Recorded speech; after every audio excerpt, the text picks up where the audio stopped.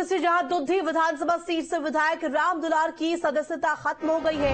UP विधानसभा में दुधी विधानसभा seat रिक्त घोषित कर दी है। विधानसभा के प्रमुख सचिव प्रदीप दुबे ने सीट रिक्त होने संबंधी अधिसूचना जारी कर दी है। इसमें कहा गया है कि चुनाव आयोग ने राम दुलार को 15 दिसंबर 2023 से उनको सदस्यता से अयोग्य माना है और इसीलिए 15 तारीख से राम दुलार का उक्त सीट रिक्त हो गई है। माना जा रहा है कि अब इस रिक्त विधानसभा सीट पर उपचुनाव होगा।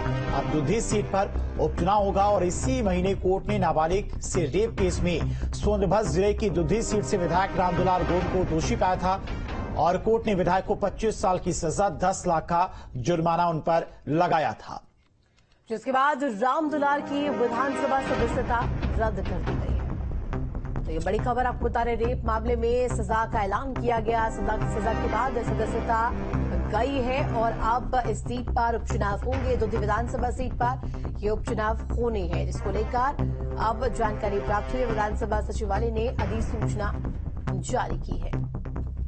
रेप केस में 25 साल की सजा और साथ ही साथ यहां पर 10 लाख का जुर्माना भी लगाया गया है।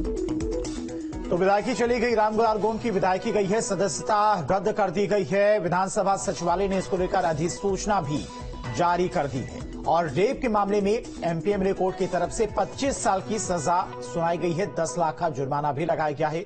एमपीएमएलए कोर्ट ने पास्को एक्ट केस में ये सजा सुनाई है और कोर्ट ने 10 लाख का जुर्माना भी लगाया, जिसके बाद उनकी विधानसभा की सदस्यता रद्द कर दी गई है। दुधी विधानसभा सीट रिक्त हो गई है, खाली हो गई है। यहां से अब उपचुनाव कराया जाएगा। 2014 में रेप और पॉक्सो एक्ट में केस दर्ज हुआ था।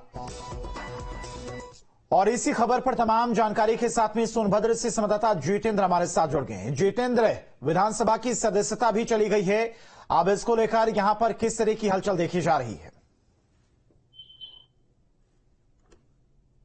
ये देखिए, बता दूं कि पूरा मामला जब से नवंबर 2014 से शुरू हुआ था, जब ये मामला प्रकाश में आया था, तब से लेकर अब तक परिवार ने कई मौके पर ऐसे स्थितियां आई थी जब परिवार परेशान हुआ करते थे। विधायक सत्ता पक्ष के विधायक थे और वह धल और बल के साथ लगातार परिवार को परेशान और धमकाते थे, ऐसा परिवार बता रहा।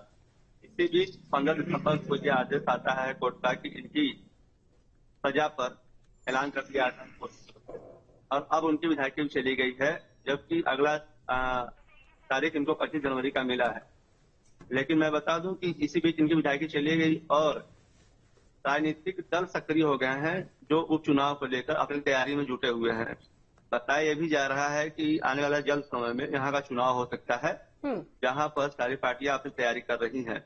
हलचल तेज है, माहौल भी गर्म है। जिस तरह हम देख सकते हैं यहाँ का